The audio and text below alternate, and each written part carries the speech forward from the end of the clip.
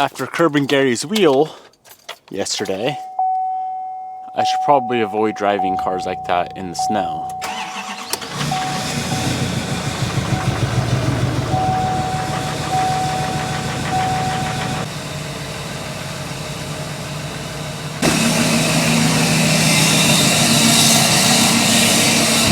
Well, it's shaping out to be a very, very nice, sunny, but cold day. Hopefully the sun comes out more and it warms up and melts all the snow. Because today, we're gonna be driving the Evo 8. Now I was thinking this morning, as I was, editing yesterday's video,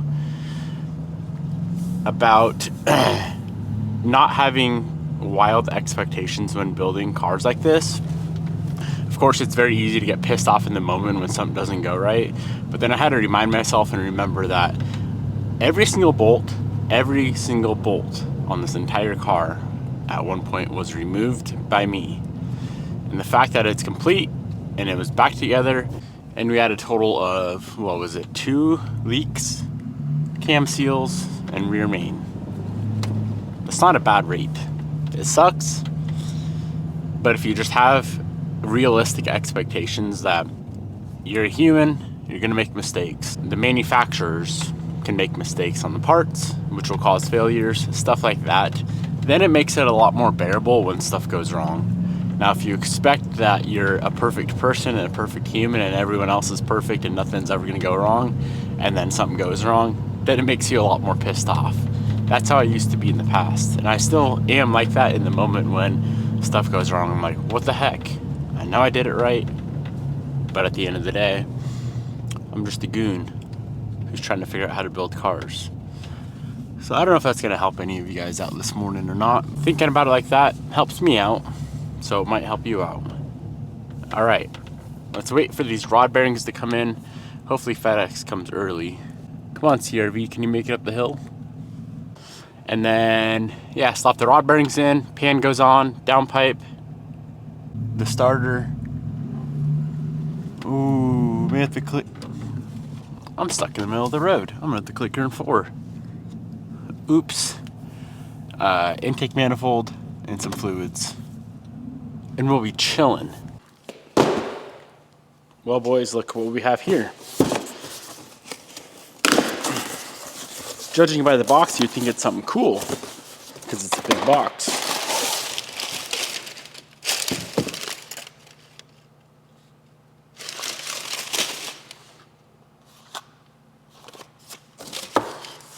Well, I ordered mains, rods, and thrust. I got one set here. Are these rods or mains? We will know in about 2 seconds, because I need the rods. We got rods. What are the odds? What are the odds? What are the chances? I knew they weren't thrust, and I felt like the main box was bigger. Wow. All right, well, our bearings are here. So let's go ahead and start getting these guys slapped in the motor. That was gonna be a massive setback if those were the mains. Okay. Today should be a quick and simple day. It is not clearing up outside at all. It's almost getting worse. It's just all slush. So I'm not so sure we're gonna get to drive this thing. I mean, I could if I just don't care and make it all nasty, but I'm trying to not do that. This brings me back to the M3 days when I had to replace those rod bearings on that motor. A little bit different circumstances, but same concept. All right, so I'm gonna have to fish the bearings up in there, get them on the rod, and then pull the rod down and get the cap on.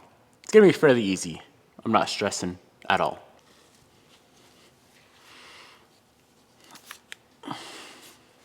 Rods 1 and 4 are done. 2 and 3 going on now. And we can turn her over, make sure she properly revolutionizes. That makes no sense, but let's roll with it. It's funny, I still see assembly lube on the mains. Oh wait, it's not funny because I just put that on yesterday. I forgot I had the main cap off. So the rods go to a final torque spec with the ARP fastener lube of 45 foot-pounds. I'm gonna start out at 20. Well, for starters, let's just give them a quick snug just to get them cinched down, seated.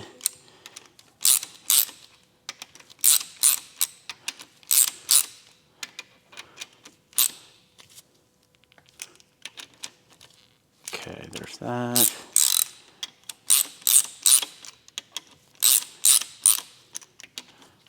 All right, before I do anything else, we got to make sure she properly turns over.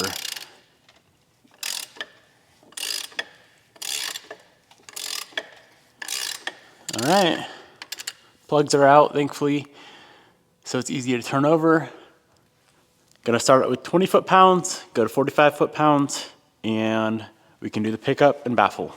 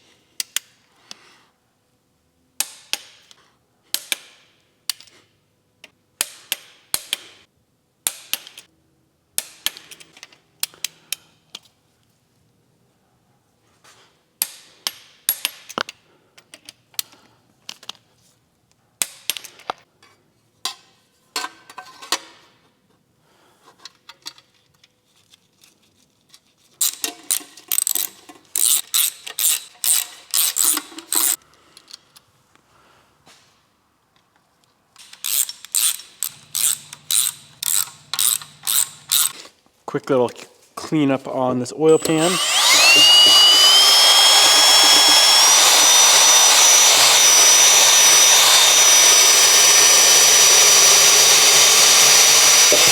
All of the old RTV is removed. I just need to run through with brake clean, get both gasket surfaces cleaned up, and apply some new RTV, some new sealant, some new 3-bond, and old girl is complete.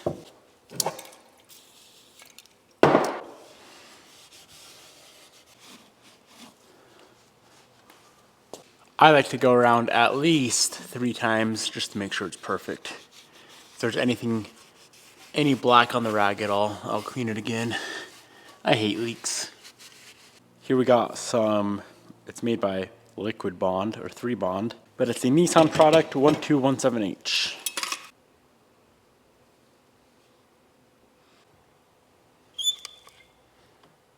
This is the 3rd time I've had the pan off.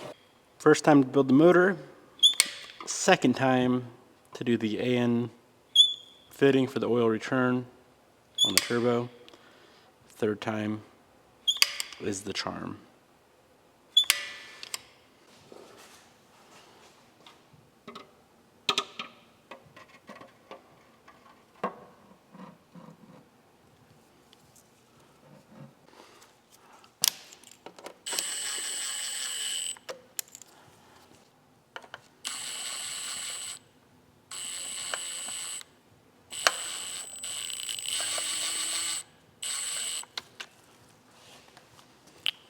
There she be. Rest of the bolts got to go in, starter downpipe, and then we're done underneath. We can move on up top. Damn. Who built that oil return line? That shit mint. No, brand new. Actually clears properly.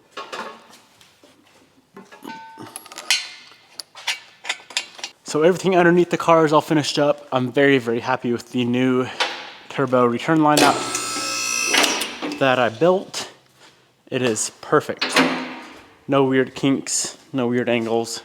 It's just how it's supposed to be.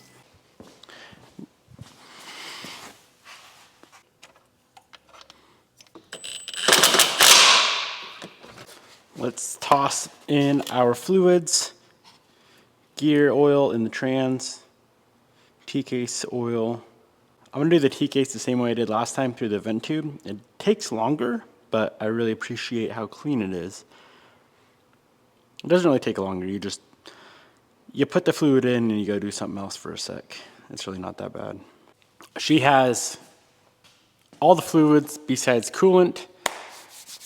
I'm gonna go ahead and connect the battery, leave fuel pump disconnected, and see about building some of that there oil pressure. Kind of feels like a first start all over again. Build some oil pressure, make sure we ain't got no leaks right off the bat, and then I can go ahead and do the intake manifold and fuel and fire it up.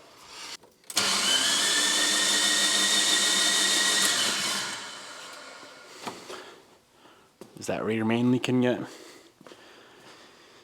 Okay. This guy here is oil pressure.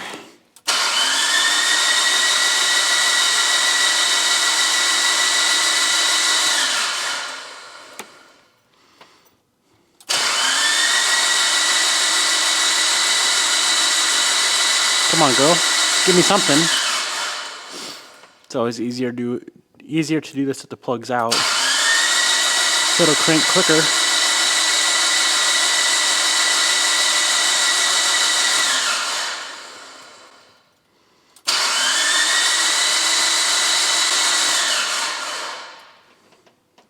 All right, what's going on here, Willis? I was a little bit worried there for a sec, but now, oh yeah, that is some good pressure.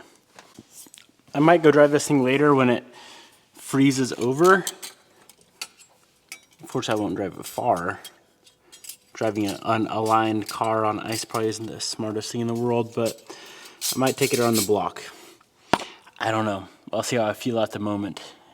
At minimum, let's just get it fired up. Cable's got to go on first, being that it's bottom mounted.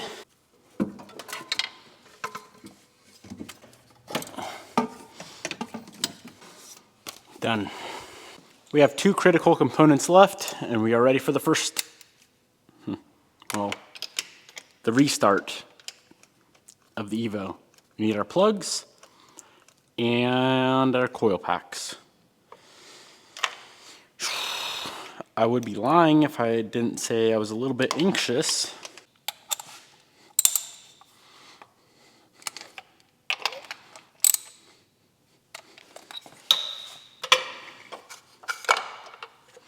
All right. Now look, we ain't got coolant. We don't have coolant, so I don't want to run it long. But let's start our freaking car up. Good to go. All right, well, it's now or never.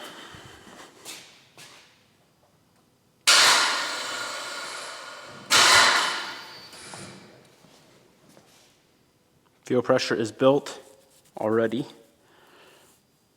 I don't see fuel spraying.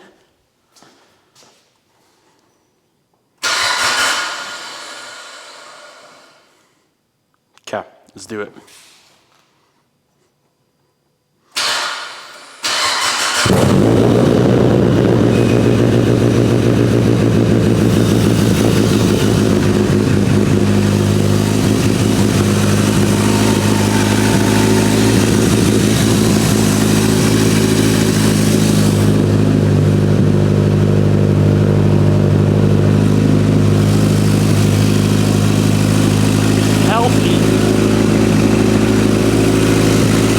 Healthy girl.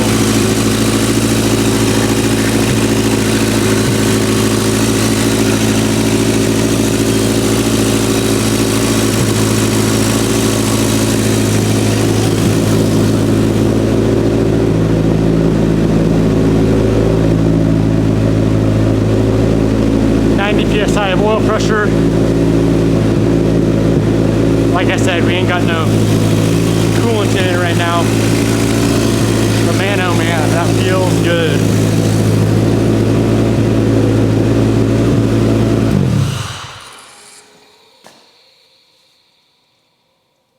Let's call that a wrap on the first start.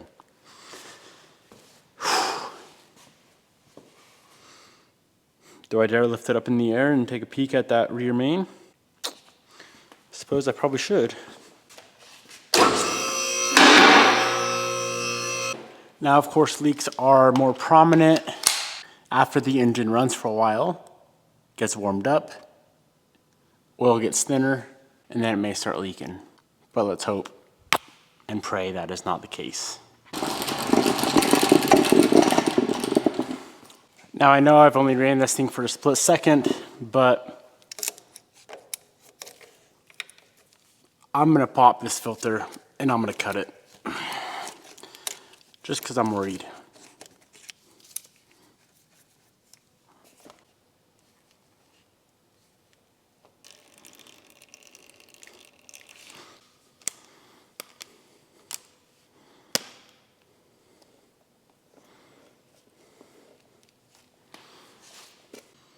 Well, there's definitely nothing at all besides oil in the bottom of that guy.